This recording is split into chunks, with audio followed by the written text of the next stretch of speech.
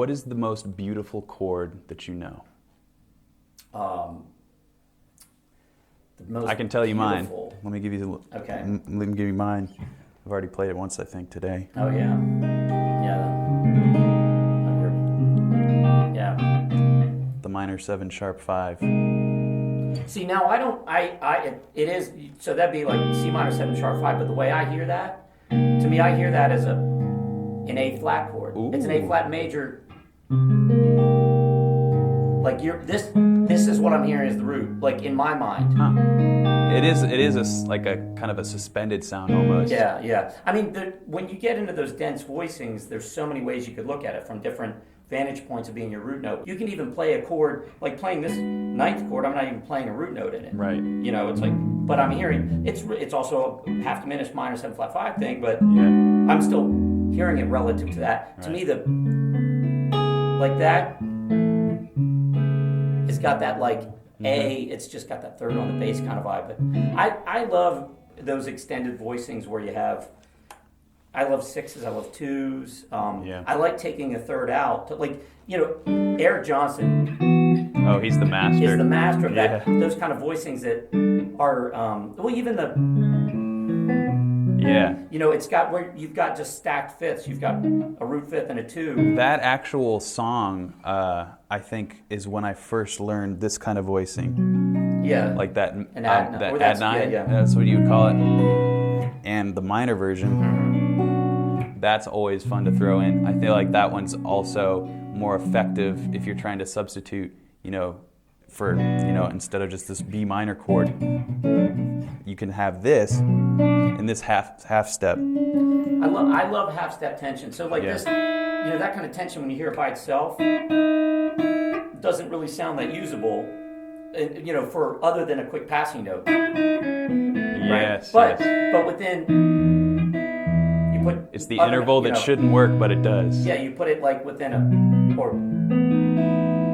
another note to it, and it's either like a sharp 11, or you've got like this third and a fourth living at the same time, or it's a major 7th and a root at the same time. But that tension in there, that little rub in the chord, to me, I love. I've always, and I love ending with that stuff. I love ending on the 4 chord of a song. Like, to me, like whenever you're, Yeah. you know, you're in E, Like and it comes and it just ends on E, it's fine. But like, I want to Right, end right. it where you're going, Ah. where, let's go somewhere else. But you That's don't, nice. you just, you know. Yeah, that's what, you know, these intervals do. Like this kind of sound with the 11. I feel like 11, like certain intervals work over different genres or moods that you're going for. So the 11 is kind of the jazz blues, but if you have a 13, that's more jazz. Yeah, yeah. And it's weird the way that intervals work that way. Do you have, with all that said, have I taken you down the music theory rabbit hole enough to tell me what the most beautiful chord is that you know? I don't know if I never thought about it. So let's see. This is what I do. Yeah. I So pull like, things I mean, out. you know, I love like major 7s, major 9s. Like, I mean, it's stuff like that. I mean, it like even goes into like the yacht rock 70s. Like, What was that one you 30s, just like, did there? Okay, so like, this would be like doing an E. You major add 9. You've got a root, a 5th, major 7th, and the 2 there. So no 3rd and a 5th on the top. Or you've got this root. Oh, that's nice. That's a root, 3rd, 6th, 6. and the 2. Like Looks like a sharp 9, but it's not. sharp 9, you would. Yeah, there you go. It's basically those 2 intervals are down a half step. And you know, minor 9s like I like doing like a minor 9 and then doing that little half step. So I've got the 2 there, and then That's a stretch. doing that flat 3rd instead of there, reaching out. And to me, that tension is like so cool. Like, you know, Oh yeah, I it's love like that salty sound. and sweet in the same thing. Like, I have to try this one. Oh, I put the D there. That sounds kind of oh cool. yeah.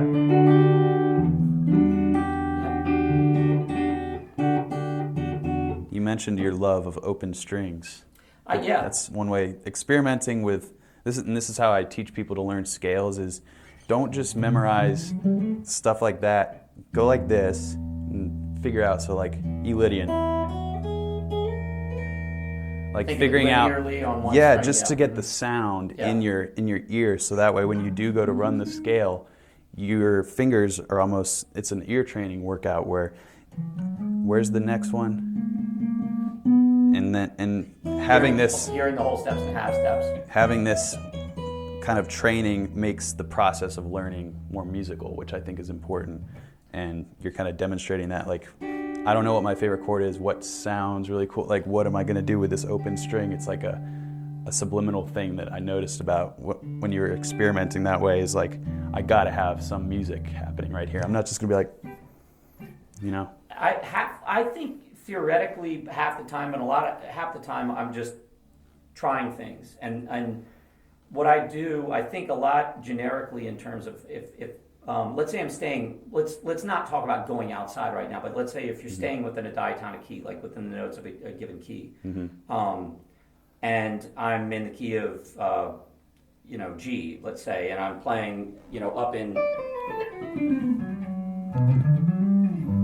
this position. I kind of visualize all the notes of whatever scale position I'm on, and if I'm playing like even just a root note of G, like I'm just literally picturing the scale and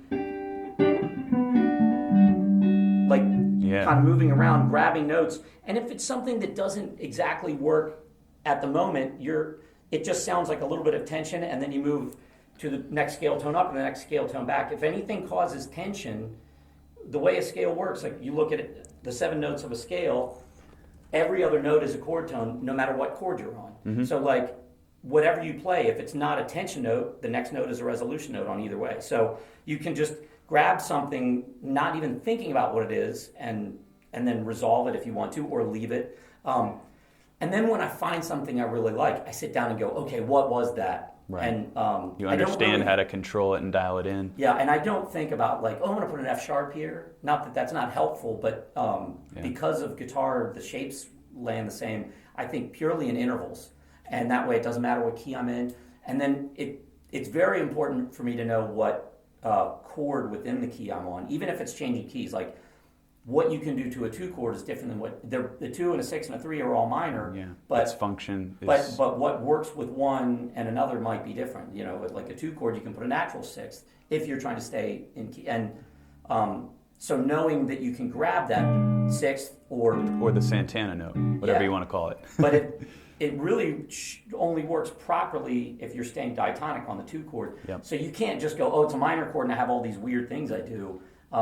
But then once you have control and knowing what you can do and what you can't do, then you can forget about it and just kind of be in the moment and artistic and improv. It's just learning the tools of it and then being able to forget it. Completely agree. It only takes a lifetime to get there. So I'm still learning. Just remember, you're only a half step away from the right note.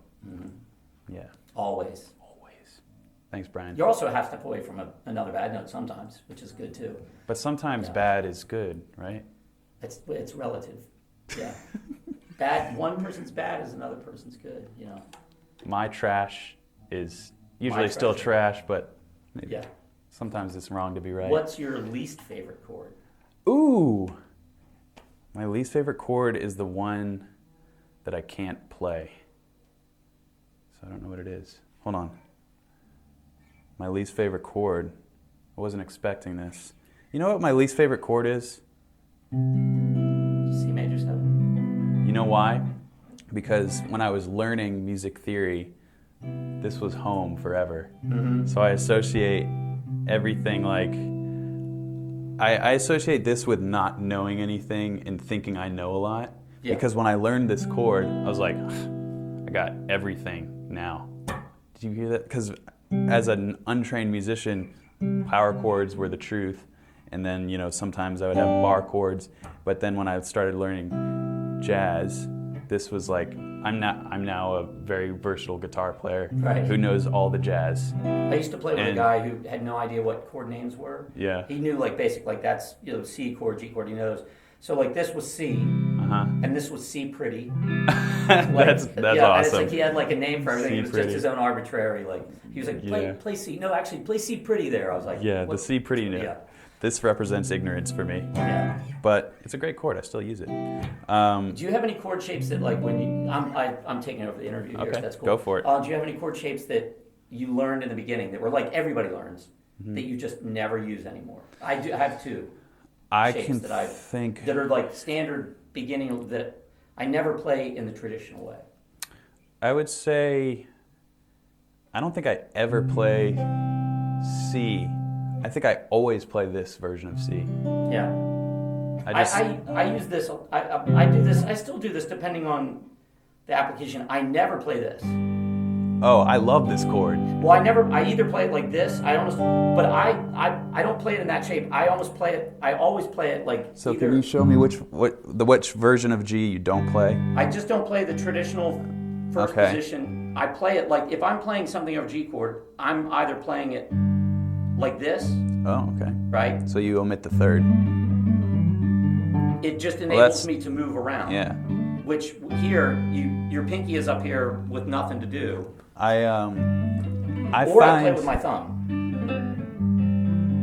Okay. It's not that I don't play G chords. I don't play it like this because to me it's like you're stuck there. There's other fingers I want my first finger open. So I just mute out this B note on this string. I guess you are right. I tend to omit notes like a riff like.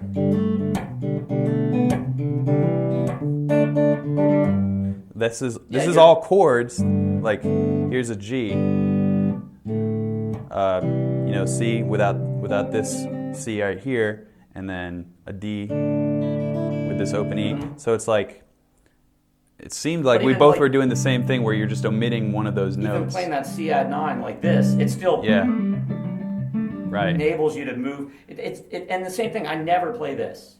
Yeah. I never play regular E-shaped bar chord. It's always this with my thumb. Right, yeah. And it's just a habit because my bass note doesn't have to move. So if I'm like playing this and I want to do something, it's this and then switch your hand position. But here, right. But my bass note doesn't have to.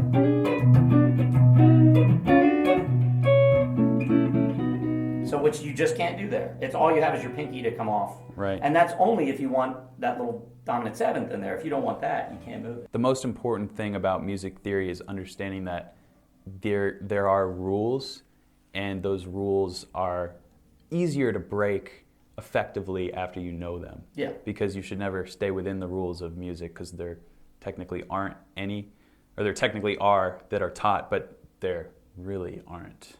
The most useful thing to me to understanding is to break you through ruts when you're stuck on something. Or, it's one thing, anybody, you can learn a pentatonic scale and learn how to play over a blues change and have no idea what you're doing. And because the format of the songs are similar and repetitive, you can get by and be a blues musician that has a career doing it and never really understand the technicality of it. Sure. But once you do, it'll help you if there's a twist or a turn, or you're playing a song that is outside of your comfort zone, whether it's the chord progression or what have you.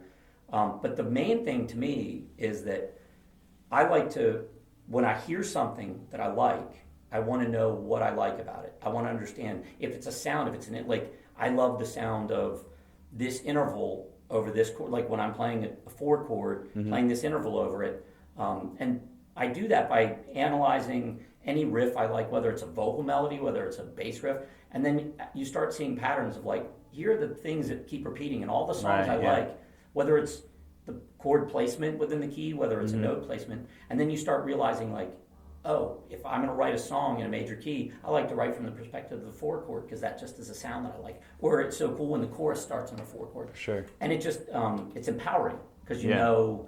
I've done it and I know how I did it, I think. Yeah. And then you're not just guessing or just playing the same habits over and over. You just have control over what you're doing. Awesome. And to me, the biggest jump between the way most players sound and the way they want to sound, most guitar players that come to me, is even guys who can rip through scales, playing chord to chord, being able to take a solo that you make up, let's say, and take the rhythm guitar out and be able to hear the semblance changes, of the changes. And it doesn't mean that you just sit there and arpeggiate the changes, but think of all the greatest solos, or like the solos of like Gilmour solos and Mark Knopfler solos and all these things that have stood the test of time. Right. You take them, the chord progression out, and you're like, I totally hear the song. It makes sense the way a vocal part would. It's not just meandering in a scale. And you can become very good at meandering in a scale, but that's, I think, what everybody's trying to do and doesn't understand that's what they're searching for. Mm-hmm. And what you realize is you don't have to play anything busy or fancy. No. If you're playing to the chords, it's like, wow, it just sounds good, and you don't have to Breathing. worry about it being fast. It's just, Totally agree. This man loves guitar. I do. Brian, it's a pleasure. Yeah. Thanks for coming down the music theory rabbit hole with me. Hope to bring some of you down as well. Until next time, keep shredding.